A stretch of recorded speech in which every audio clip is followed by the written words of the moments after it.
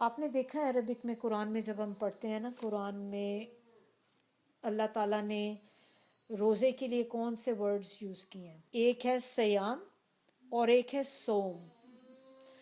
ہمارے لیے ذہن میں آتا ہے کیونکہ عربک لینگویج نہیں ہے تو ہمیں ڈفرینس نہیں اتنا پتہ. اچھا، اس کے بارے میں پھر کہتے ہیں کہ یہ دو ڈفرینٹ چیزیں ہیں، ہے دونوں ہی روزے لیکن دونوں فرق چیزیں ہیں. اور اس میں فرق کیا ہے اس کے اندر کہ جو سیام ہے نا، کہتے ہیں کہ روزے کے درجات ہیں، جیسے ایمان کے بھی درجے ہوتے ہیں، ڈفرینٹ چیزوں کے درجے ہوتے ہیں، تقوی کے بھی درجے ہوتے ہیں، اسی طرح روزوں کے درجے ہوتے ہیں. 3 درجے ہوتے ہیں روزے کے. سیام جو ہوتا ہے یہ وہ روزہ ہوتا ہے کہ آپ نے کھانا پینا چھوڑ دیا. سب کرتے ہیں، میں نے آج کھانا پینا نہیں کرنا، میرا روزہ ہے. یہ پہلا درجہ ہے. اس کے بعد جو صوم ہے وہ ایک درجہ اوپر ہے، آپ کہہ لیں کہ ہائر لیول ہے اس سے. اس میں اب کیا ہے، پہلے درجے میں آپ نے کھانا پینا تو ہو ہی گیا.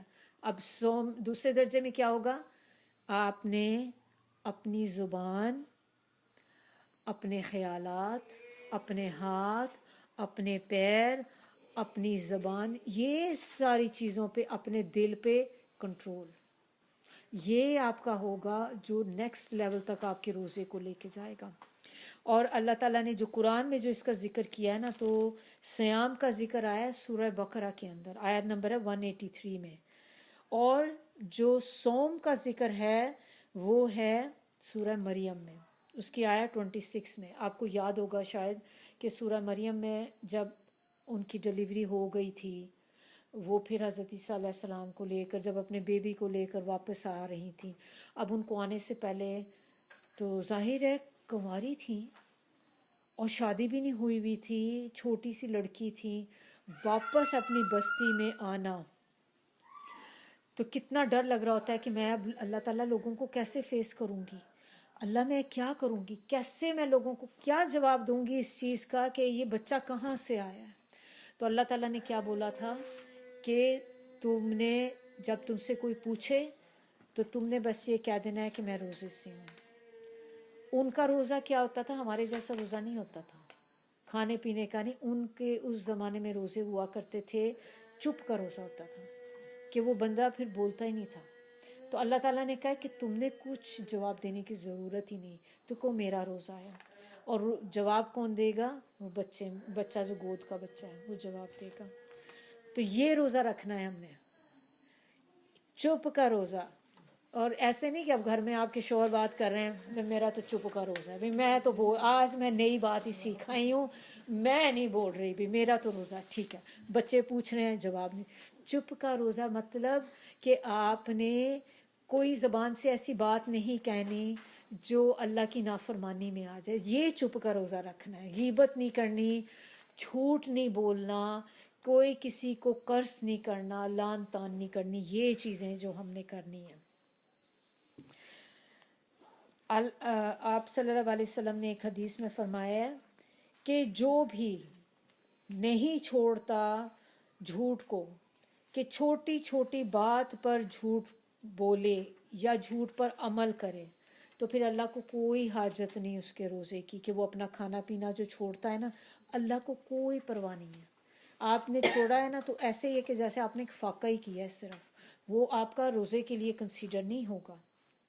تو یہ ہم نے اس میں اب کرنا ہے کہ آپ نے اپنا سیام تو کرنا ہی ہے، اب اس کے ساتھ ساتھ صوم بھی کرنا ہے، ہائر لیول پہ لے کے جانا ہے، کیونکہ اس کے بغیر، صوم کے بغیر سیام نہیں ہے.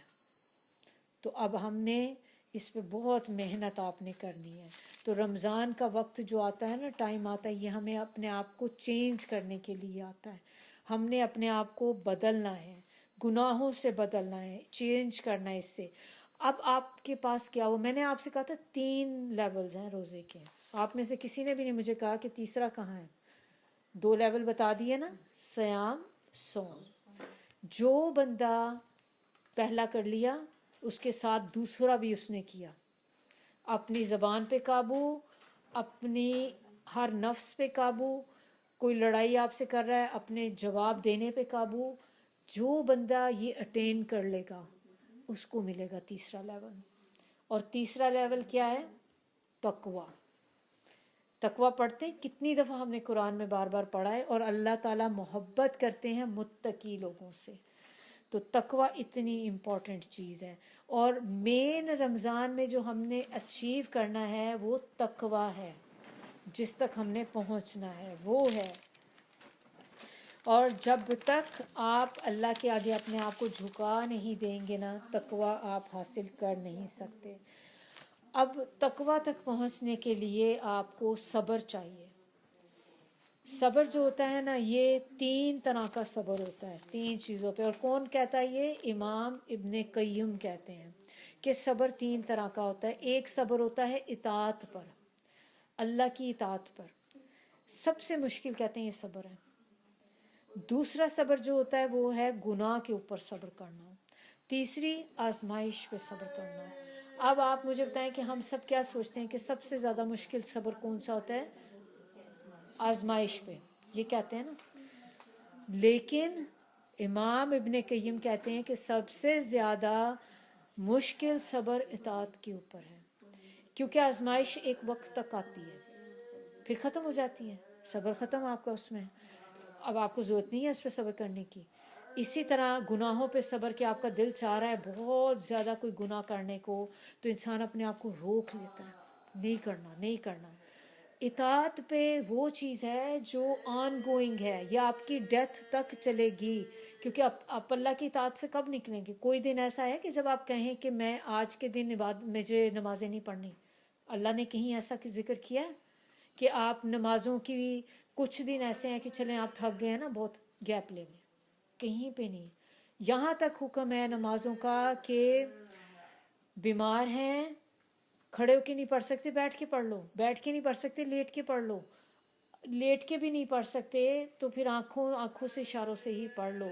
میدان جنگ میں نماز نہیں چھوڑ سکتے، تو یہ آپ کی چھوٹ نہیں ہے. یہ ہے سب سے مشکل کام، کیونکہ 5 وقت کی نماز پڑھنا کتنا ڈیفیکلٹ ہے. پوچھیں لوگوں سے، کئی لوگ ہیں نا کچھ کو بھی 3 پڑھ لی 4 پڑھ لی. آپ بہت اچھا بڑا فیوریٹ اپنا پروگرام آپ ٹی وی شو دیکھ رہے ہیں، بہت آپ اپنی گیم کے اندر ہیں. جو کچھ لوگوں کو سپورٹس کا شوق ہوتا ہے بہت زیادہ، اب آپ گیمز میں سپورٹس میں ہیں، آپ کے لیے اس وقت اٹھ کے نماز پڑھنی کتنی مشکل ہوتی ہے. مووی دیکھ رہے ہیں، مشکل ہو گیا نا اطاعت پہ. سم ٹائم آپ کی قضا ہو جاتی ہیں نمازیں، اسی چیز میں قضا ہو جاتی ہیں کہ اب کون چھوڑ کے اٹھے، چلو اکٹھی پڑھ لیں گے. اور یہ ہے وہ چیز جو سب سے زیادہ مشکل ہوتی ہے، اور یہ ایوری ڈے کرنی ہوتی ہے آپ کو، اس میں آپ کی چھٹی نہیں ہے.